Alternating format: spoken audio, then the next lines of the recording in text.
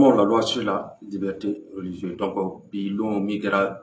20 juin 2026 qu'on a en ALP, Assemblée législative du peuple. Donc, on convainc que bi ka kalafili dɔ kɛ min ye sariya ye min y'an ka dinɛ bato ko i tɛ sɛgɛn i tɛ degun min na o ko taamana bi don na an ka député ni ɲɔgɔn cɛ. Donc, député minnu bɛɛ lajɛlen ɲɔgɔn sɔrɔ Assemblée kɔnɔna na olu bɛɛ lajɛlen ye kalafili kɛ ka jɛn n'a ye k'a fɔ ko sariya kura min taara an ka dinɛ bolo kan ko a ka kan k'a fɔ ko maa minnu n'o bɛ dinɛ kɔnɔna na n'o bɛ dinɛ taama na ko ɲɔgɔn buruja ko o tɛ bɛn a yira ko di l'État garantit les libertés de conscience et libertés religieuses pour tous. Toute personne peut choisir, changer ou ne pas avoir de religion. Le port des signes religieux est autorisé, y compris sur les documents administratifs, sauf lorsqu'il empêche l'identification de la personne. Donc, ayirara ko mi anga dina ye kebisa dina choisi ka ale bato ke walma ibisi ete dina choisi ibike tama ete dina kono na ko o da kono anga faso kono na walma to ni nakadi ibe dina do kono ibisa afale. To mi akadi ayirara ka foto on dodi ko les signes donc ko tasabia mi ijabu kajira ka fo mi croire chrétien ka croire kajira ka fo tuguni mi langana ye una ɲɔgɔnnaw ko o bɛɛ lajɛlen dagano an ka service kɔnɔna na a dagano an ka jamana kɔnɔna na fo n'a y'a sɔrɔ ni i bɛna taa papier dilan foto ta baara a n'a ɲɔgɔnnaw ni i ka sin min n'a bɛra n'a a bɛ foto dun ta k'a bari ka kɛ a ka se ka lɔn ka fɔ ele yɛrɛ lo jati donc ko no ti daga a yirala ka fɔ cogo di ko min ti daga an ka jamana kɔnɔna na ko l'extrémisme religieux la radicalisation l'incitation à la haine et la violence fondée sur la religion sont formellement interdites. Il est interdit de tenir des propos visant à dénigrer ou danger ou discréditer une religion ou ses fidèles. Donc, ko mi ka dina lase cituguyara ka maaw ja gɛlɛya u ka faso ma ka maa ja gɛlɛya i jɛɲɔgɔn ma fo a kuma ɲɔgɔnna bɛ se ka maa bila i bɛ se ka fɔ i bɛ kɛlɛfɛ ta k'a fɔ k'i bɛ faso kɛlɛ i bɛ mɔgɔ ɲɔgɔn kɛlɛ walima ka maaw makutu tiɲɛ ka maaw mangoya ta ka lase dina ma ka mangoya ta ka lase dina batobagaw ma ko o ko yan o tɛ bɛn an ka faso kɔnɔna na yan yɔrɔ. Donc, il est également interdit de profaner ou détruire les lieux de culte et objets religieux. Il est aussi interdit l'exploitation des mineurs, des personnes vulnérables à des fins religieuses. Donc, ko mi an ka bato kɛ yɔrɔ ye an ka ala bato yɔrɔ a n'a a manaw ko a tɛ dan ko maa dɔ k'a tiɲɛ a tɛ dan k'i k'a tiɲɛ. Donc, o tiɲɛni o tɛ bɛn ni sariya kura ninnu ye o yirala k'a fɔ tuguni ko ka maaw ta i n'a fɔ jɔnyara min ye denmisɛnw ye k'o bila dinɛ bolo kan walima maa minnu o feeretanw jigitanw dɛsɛbagatɔw k'o ta k'o bila dinɛ bolo kan min a jɔnya bolo ɲɔgɔnna ye kɛrɛnkɛrɛnya ma ko o ko ye ninnu o fana o tɛ daga an ka sariya kura nin kɔnɔna na. L'encadrement des prédications, des prédicateurs ou ministres des cultes résidant à l'étranger doivent obtenir une autorisation préalable avant toute activité religieuse au Burkina Faso. Les responsables religieux doivent justifier les compétences reconnues et certifiées. Donc, a yirala k'a fɔ ko maa minnu n'o bɛ dugu kɔ kan n'o bɛ dugu kɔfɛ n'o kan ka dɔn an ka faso kɔnɔna na yɔrɔ k'a fɔ k'o bɛ dinɛ lase faso n'a denw ma ko o maa ninnu o kan ka kɛ ni sariya bolo ye min bɔra an ka faso lasigiden min sigi o ko yan kosɔn ko fo o sariya ka sɔrɔ olu maa ninnu bolola la ka se ka o bila o bɛ se ka fɔ k'o bɛ dinɛ ko lase jama ma. Donc, min ye dinɛ ɲɛmɔgɔ ye k'olu fana kan ka se ka a yira sariya bolo kan ka yira k'a fɔ ko lɔnni b'olu la ani o daganen don et puis a ko daganen don o ma min ye papier bolo ye ka yira k'a fɔ ko o bɛ se ka dinɛ lase fasodenw ma a diko cɛɲuman ma. Donc, les prédications de masse ne peuvent être dirigées que par des personnes habilitées. Donc, ko ka jama ba kunbɛn k'a fɔ ko i bɛna dinɛ lase i bɛna ala ka kuma lase o ma ko a tɛ se ka kɛ ni maa ye fo maa min n'a bɛ dinɛ lɔn n'a bɛ dinɛ fɔcogo dɔn n'a bɛ dinɛ ko dɔn ko a kan ka kɛ ni olu maa ninnu ɲɔgɔnna de. Donc, o y'a sɔrɔ o maa ninnu fana ani an ka autorités an ka faamasow o bɛnnen don a papier b'o bolo a sariya b'o bolo la. Donc, contrôle des organisations religieuses. Désormais, toute association ou communauté religieuse doivent être affiliées à une filière religieuse reconnue. Donc, a yira k'a fɔ ko min cakɛda ye min ye jɛnkulu ye min ka taa dinɛ fan fɛ a misɛnmanw o bɛɛ lajɛlen kan ka ɲɔgɔn kunbɛn min ye jɛnkuluba kelen ye min o jɛnkuluba kelen nin fana n'a kodɔnnen don an ka faamaso kɔnɔ n'a kodɔnnen don an ka sariyatigiw fɛ. Donc, ces associations ont pour obligation de mettre en place obligatoirement les organes de contrôle des prédications. Il sera également créé un organe national chargé de contrôle des prédications, de former les apprenants religieux et d'homologuer les compétences religieuses. Donc, a yira ko di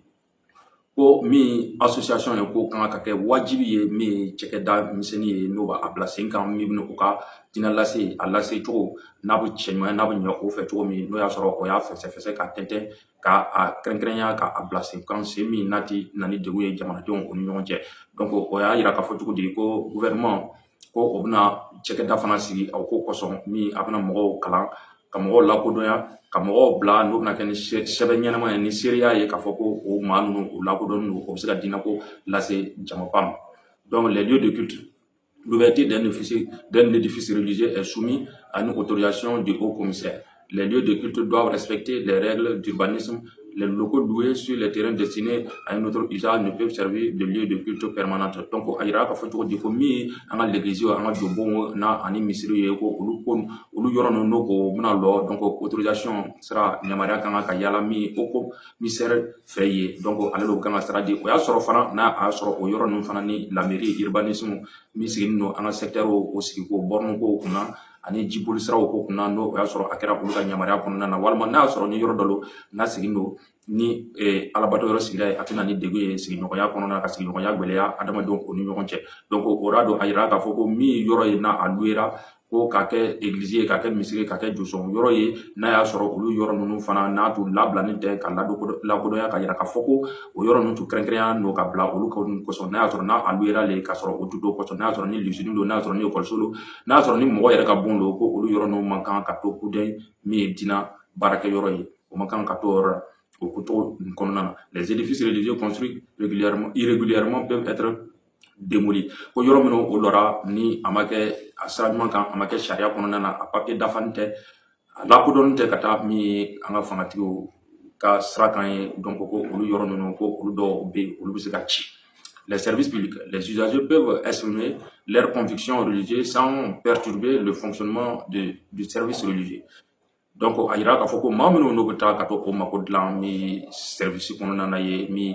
gouvernement ka baarakɛyɔrɔ ye ko olu maa ninnu ko n'o bɛ se ka taa n'o ka diinɛ bolo ye diinɛ finiw diinɛ fɛnw a bɛ se ka yɔrɔ o bɛ se k'o ka diinɛ fana baara kɛ cogo dɔ la min n'a y'a sɔrɔ n'o kɛcogo a kɛcogo n'a tɛ na ni degun ye service kɔnɔ n'a tɛ baara fana degun.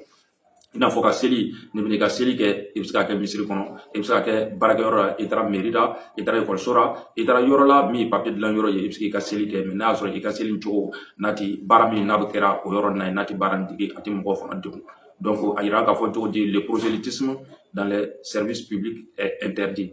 donc ko min prosélytisme ye ka maa sama ka bɔ a ka diinɛ na ka maaw kɛrɛnkɛrɛnya ka to a bi a ka diinɛ kɔnɔna na k'o sama ka na n'a ye e ka taabolo fɛ ko o ko yan o tɛ daga min ye gouvernement ka baarakɛyɔrɔ ye service public kɔnɔna na ye ko o tɛ daga o yɔrɔ na ye les agents publics sont soumis à une obligation de neutralité religieuse donc min ye baarakɛdenw ye gouvernement ka baarakɛdenw ye ko ele kan ka kɛ maa ye min ti a ti dɔn ira ko e ye nin diinɛ nin ye e kan ka kɛ maa ye min bɛ bɛɛ lajɛlen ka bolo kan walasa i kana taa kɛ ko i laadamɔgɔ le i b'i ka laadako bila ɲa fɛ donc ni i laadaɲɔgɔn bɔra i kan i b'a ale ka ko ladilan ka tɛmɛ min ti e ka diinɛ bolo kan ni i ye chrétien ye i kana i ka chrétienya ta ka bila sanfɛ k'a ko k'a kɛrɛnkɛrɛnya ka kɛ cogo dɔ la min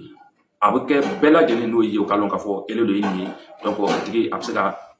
gbɛrɛ e la i bɛ se ka ko nɔgɔya ale ye ka tɛmɛ tɔw kan walima i bɛ se ka na ni sababu ye ka tɔw to kɔfɛ k'ale minɛ ka ale ka baara kɛ ka d'a ma donc ko olu koɲa ninnu ko olu ti daga donc i kan ka kɛ neutre ye. L'éducation, l'enseignement religieux est interdit dans les établissements publics et privés laïcs donc min diinɛ ka diinɛ lase ka diinɛ kalan don denmisɛnw na min enseignement public min laïque ye n'a ɲɛsinnen don k'a fɔ ko kalanyɔrɔ gansan le ni diinɛ kalanyɔrɔ tɛ donc o yɔrɔ la fana prosélytisme fana o fana sariya ti jɛn n'a ye o fana interdit don o yɔrɔ la prosélytisme ka maa sama ka na n'a ye ka diinɛ kɔnɔna na wajibiya la walima tɛmɛcogo wɛrɛ fɛ min o ti a tigi ka sagoya tara donc ko o ti bɛn min ye olu ekɔliso ninnu ye donc les apprenants peuvent porter des signes religieux dans le respect du règlement intérieur donc o bɛ se ka min y'o ka fani ye forokiya bɛ se ka don langana bɛ se ka don tasabiya bɛ se ka kɛ i bolo kura bɛ se ka kɛ i kan na i ka diinɛ mana walima jɔfɛn dɔ bɛ se ka kɛ i bolo i bɛ kɛ n'a ye ekɔliso na mais n'a y'a sɔrɔ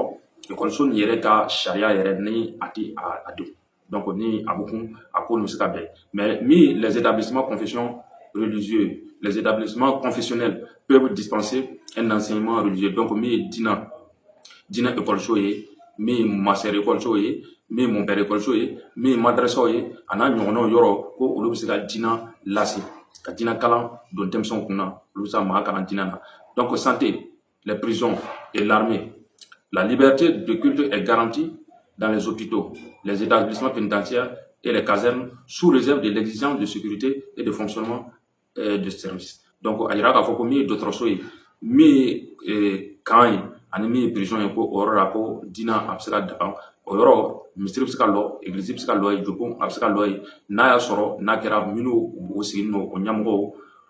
a yɔrɔ kun tanen don ka di maa minnu ma n'a kɛra olu ka sawura kɔnɔ n'a y'a sɔrɔ o ye sécurité ye min ye kɔlɔsili ɲɛnɛma jɔnjɔn a bilanen don a ko sen kan. Donc il est possible de créer des aumôneries dans les structures sous certaines conditions. Donc ko a fana a bɛ se ka daga ko ka yɔrɔden dɔ kori k'a bila min o bɛ se ka diinɛ kalan kɛ maaw ye o ye aumônerie ye o bɛ se ka chrétien kalan kɛ o bɛ se ka silamɛya kalan kɛ o yɔrɔnin na ka mɔgɔ kalan ka mɔgɔ lakodɔn ala ko sira kan o yɔrɔ ninnu na. Donc mais o fana o bɛ kɛ ni o yɔrɔ ninnu ka maaw ka yamaruya kɔnɔna na. Donc o y'a sɔrɔ n'a ti na ni degun façon dɔ ye voilà a bɛ se ka jɛn ko ale baara bɛ se ka kɛ. Le financement des organisations religieuses il est fait obligation de transparence et de traçabilité des financements. Et les organisations religieuses reconnues doivent dociller toutes leurs comptes à la banque des dépôts du trésor. Donc a yira k'a fɔ cogo di ko min ye sɔrɔ ye ka bɔ dɛmɛ bolo fɛ ka bɔ kɔfɛ ka bɔ Rome ka bɔ Arabie Saoudite Qatar ka bɔ Ghana ka bɔ Mali ka na diinɛ bolo fan fɛ. Donc a yira k'a fɔ minnu ye olu cɛkɛda ninnu jɛkulu minnu n'o bɛ diinɛ bolo kan n'olu bɛ sɔrɔ kɛra ten ko o kan ka sɔrɔ nin yira ka jɛya et puis ka sɔrɔ nin bɔcogo a kan ka lɔn a n'a sera cogo min a kan ka lɔn. Donc a wajibiya don o bɛɛ lajɛlen ma o bɛɛ lajɛlen k'o ka wari bila ni trésor kɔnɔ ni banque kura min créera n'a fɔra ko dépôt du trésor. Donc a yira sisan k'a fɔ laban na sanction voilà donc min sariya bɛ se ka boli maaw kan ka sababu sɔrɔ mun na donc ni i wajuli kɛ ka maaw makutu tiɲɛ ka diinɛw makutu tiɲɛ ka maaw magoya ka maaw fiɲɛya o donc ko o tɛ bɛn. Donc ani ka min diinɛ baarafɛnw ko o tiɲɛ ka misiri tiɲɛ ka diinɛ baarafɛnw tiɲɛ ko o fana o tɛ bɛn i n'a fɔ jobonw k'o ci ka jo jɛni walima ka tasabiyaw ka tila tuguni ka kalamuw voilà a n'a ɲɔgɔnnaw k'o ta k'o jɛni k'a tɛ bɛn ka kuranna jɛni a tɛ bɛn. Voilà donc ka misiri jɛni ka église jɛni ka tiɲɛni kɛ diinɛ bolo fɛ mɔgɔw ka bato yɔrɔ ka tiɲɛni k'a kɔnɔ ko o tɛ bɛn. Donc ani ko ka denmisɛnw fana ta o jɔnya k'o bila baara la diinɛ bolo kan e yɛrɛ sagoya kɔnɔ walima ka dɛsɛbagatɔw ta k'o bila kora diinɛ bolo kan o ka e sagoya kɛ o tɛ bɛn. Ani prosélytisme dans les services de l'État ka maaw kɛrɛnkɛrɛnya cogo bɛɛ la walasa a ka bɔ a ka taabolo kan ka na i ka taabolo kan ko o tɛ bɛn min ye service public kɔnɔna ye. La loi prévoit en outre la fermeture, la dissolution ou la démolition des structures religieuses en cas de manquement grave ou répété. Donc, comme misiri l'église jobon, ana ɲɔgɔnna bon. Ko la loi a bɛ se ka o ka sariya papier ko o gosi o ra walima ko a bɛ se ka o yɔrɔ ninnu ci n'a y'a sɔrɔ ni o ye sariya lakun ka sariya lagosi cogo la cogo min a tɛ bɛn walima n'a y'a sɔrɔ n'o o kɔnɔna ko o minɛ ka kankari gosi o ye sɔngɔ damani n'o o bannen n'o o ko a bɛ continuer o bolo kan ko a tɛ daga. Donc sariya b'a yira k'a fɔ o yɔrɔ bɛ se ka ci u ka papier o bɛ se ka gosi autorisation min b'u bolo o bɛ se ka gosi. Donc o yɔrɔ don a yira k'a fɔ ko papier min ye sariya kura ye a ye sirabolo saba le ta min ye Abaramu diinɛ minnu bɛɛ ko olu fa ye Iburahima ye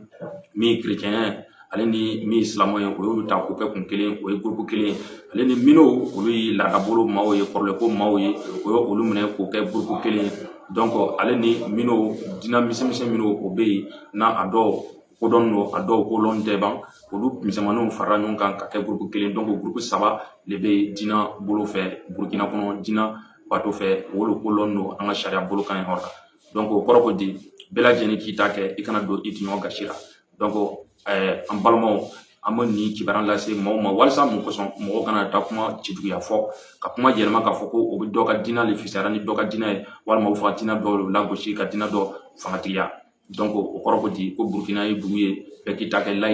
laïcité le. Donc diinɛ fɛn o fɛn fana n'i bɛ sɔrɔ kɛ ka bɔ kɔfɛ a kana taa kɛ sɔrɔ dɔ ye min n'a bɛ na ka na ni degun wɛrɛ walima sɔrɔ bɛ kɛ a nacogo tɛ lɔn komi i n'a fɔ ONG dogo min na n'o b'a kɛ ka dɛmɛ kɛ ka taa terroriste fan fɛ walima ka maa minnu ni dɛmɛ ma kan ka kɛ k'olu dɛmɛ o bɛ kɛ ka tiɲɛni kɛ an ka faso kan ko o dɛmɛ ninnu cogo ninnu ko o cogo kan ka lɔn a bɔ yɔrɔ bɛ cogo lɔn ani wari ni a bila yɔrɔ a bɛ cogo lɔn. Donc o la don a yira k'a fɔ ko wajibi y'a bɛɛ lajɛlen k'i ka wari ta bila trésor la n'i bɛ taa bɔ i bɛ taa bɔ trésor la donc a balimaw an balimaw ni y'a ka balimancɛ Salifu Cɛmani la patrie ou la mort nous vaincrons en faso walima an saya se o y'an ta ye